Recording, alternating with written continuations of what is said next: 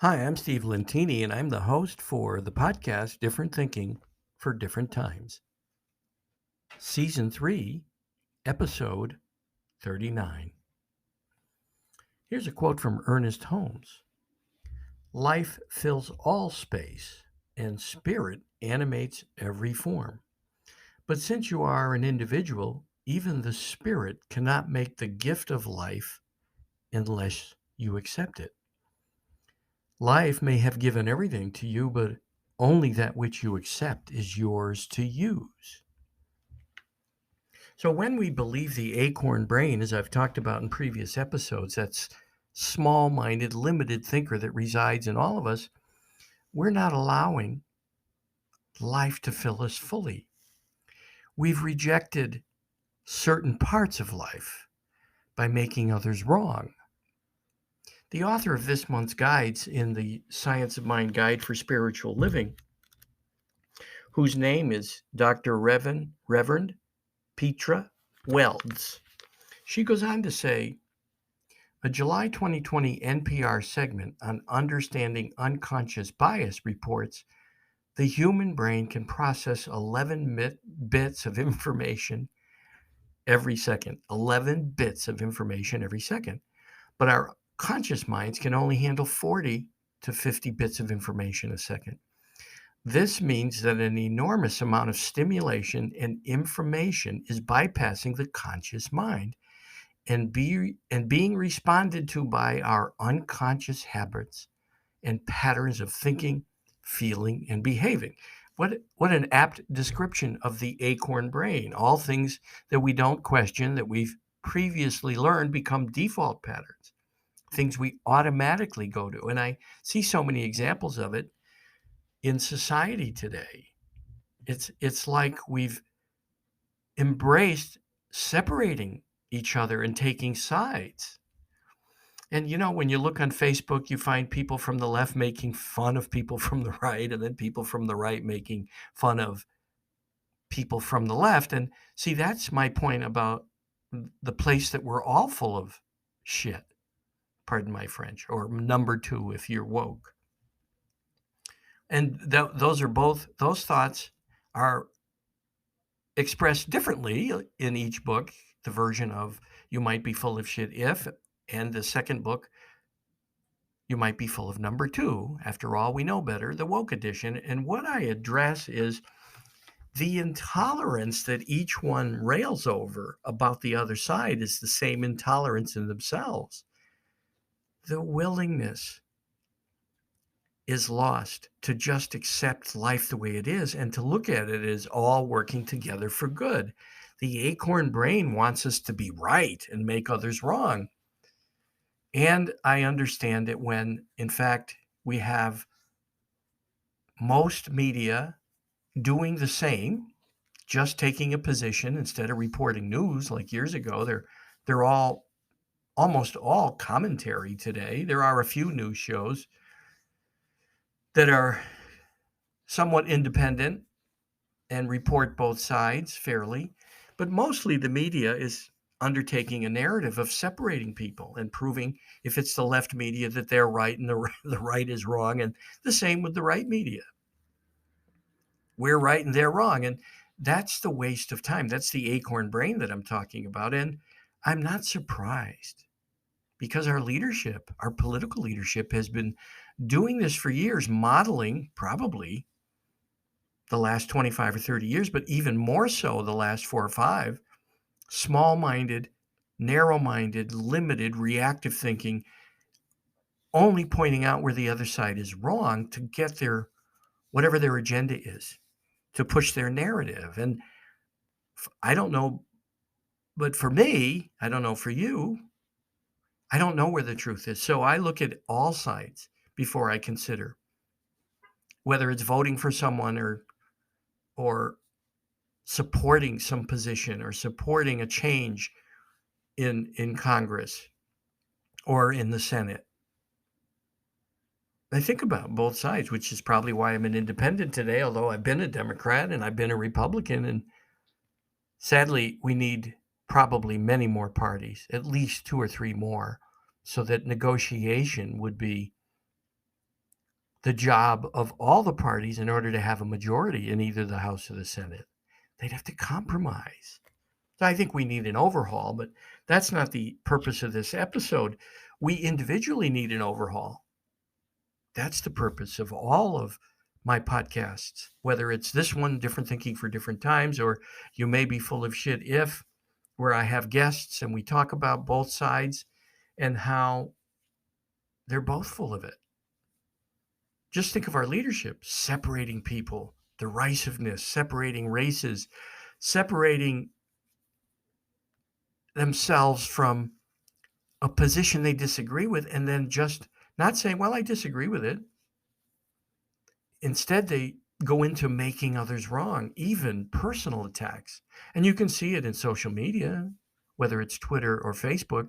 People waste their time expressing some opinion, and they want to make others wrong, so they'll express it through a joke about the left or the right. And both sides are actually looking at the same intolerance. That's the root of the problem, the lack of acceptance. They're intolerant, and then nothing gets done because both sides become ensconced in a side, in an issue, and that's it. And no president is perfect. The last one certainly had issues with tweeting and defending certain positions, constantly bragging about all he had achieved every single time he spoke. And then the tweets were certainly irritating. And this president is not taking accountability for things and just ignoring certain issues, shutting down things arbitrarily because the other side did it. The previous administration, you hear that a lot. And without regard for what the impact would be in a cause and effect world, without regard what it would do to the citizens. And so you can find fault with anyone if that's your goal. But for me, once someone becomes president, they're the president. Now, I can disagree, but I'm not going to take a personal position and make them wrong for something personally. That's where we all have to rise above our acorn brain thinking. And we won't do it unless we have more parties. We have to rethink this whole process. But first, we have to rethink our own day-to-day process. Where are we judging? Just blindly following something, taking a side.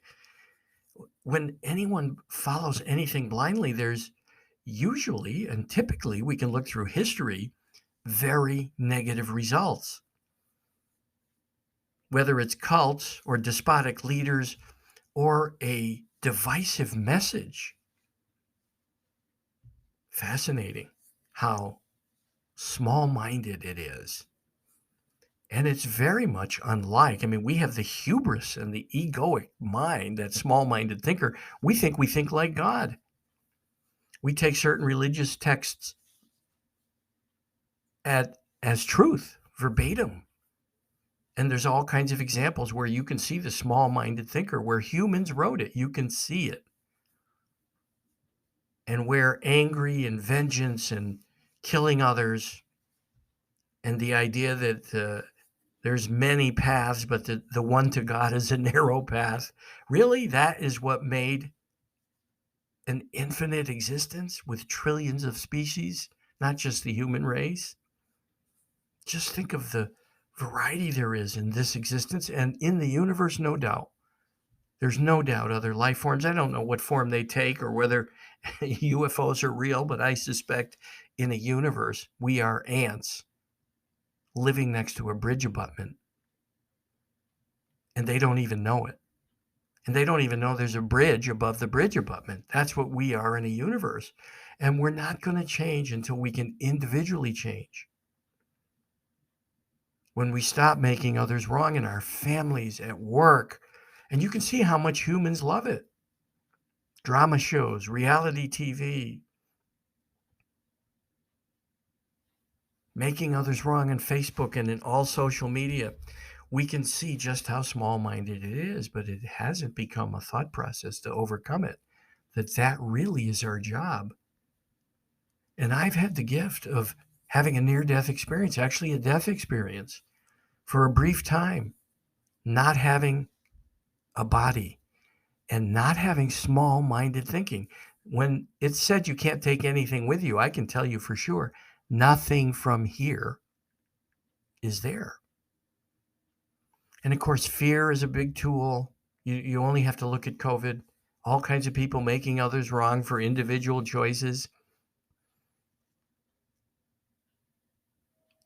making experts on one side right without considering experts on the other side.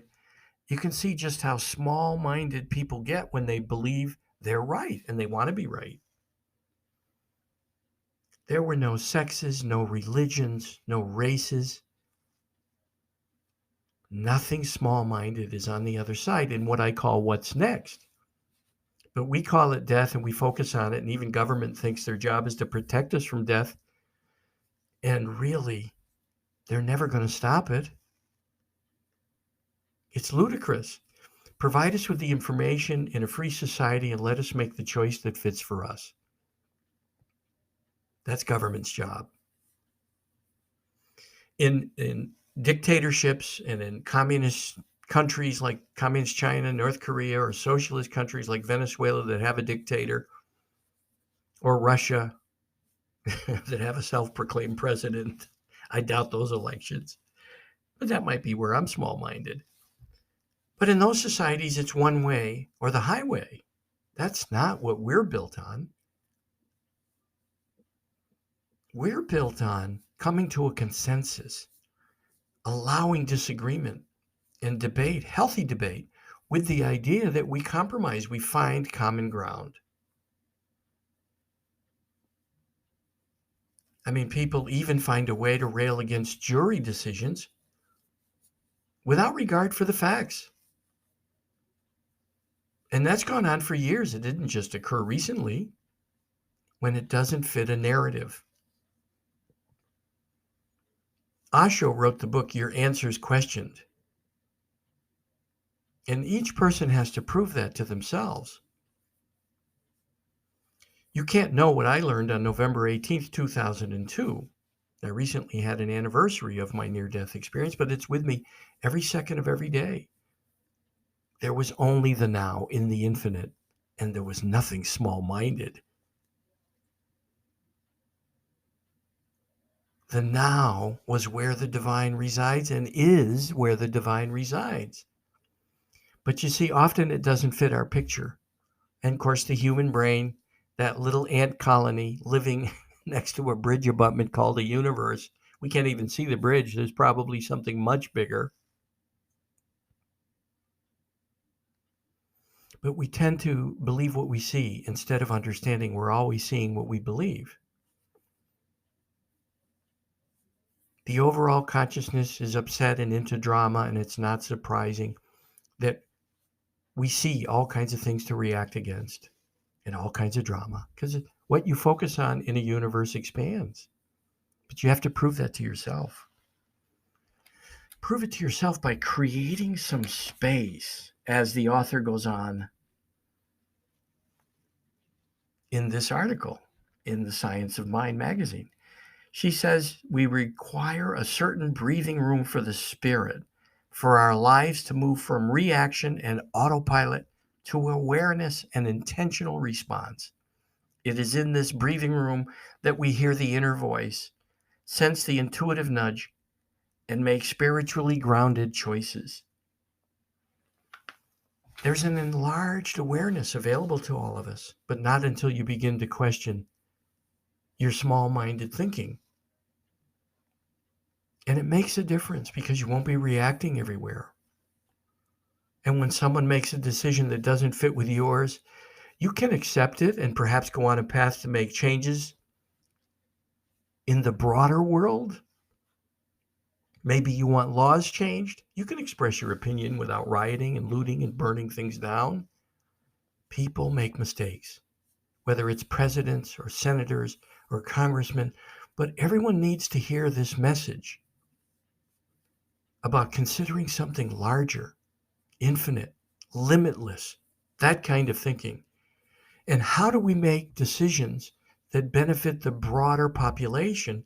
And that's by having dialogue and a willingness to compromise and listen, because there's never going to be one side in this country unless we decide to give up our form of government.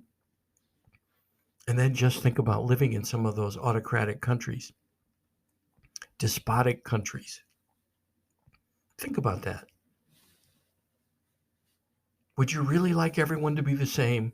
Would you really like everyone to look like you? Would you really like everyone to think the same? Wow, is that small-minded? If it sounds small-minded, it's not where we came from. It's not modeling what made a universe a miracle. Embrace the miracle every day. Embrace the now. And put some breathing room between an automatic thought and an automatic reaction, and see if it changes your life. Prove it to yourself. Don't take my word for it. I've had the gift of something, a glimpse of what's next. And I wish we all would have a glimpse and then come back, but that's not the case. And there have been other people that have experienced the other side and had similar experiences. And I wish you all a long life. I hope you don't leave us for what's next before the podcast is over, or today or tomorrow. I wish you all a long life, but one filled with limitless thinking, not small-minded thinking, infinite thinking.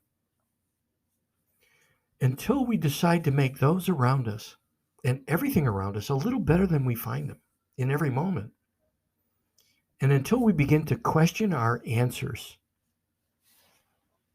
we won't have a healthy growth. And that's what all this is occurring. All this chaos, I'm embracing it because I think people will gradually come to the conclusion something broader is required. Because everything works together for good in the universe. It's happening because of this unlimited intelligence, this limitless, infinite intelligence that actually courses through all of us and everything here. And when we can allow that everything occurring is working for good, we can begin to decide what would make it better. Because that would mean it's here for a purpose. And it is. So I believe all this make wrong, all this railing against one side or other will actually lead to something very healthy. And that's my purpose in doing this podcast.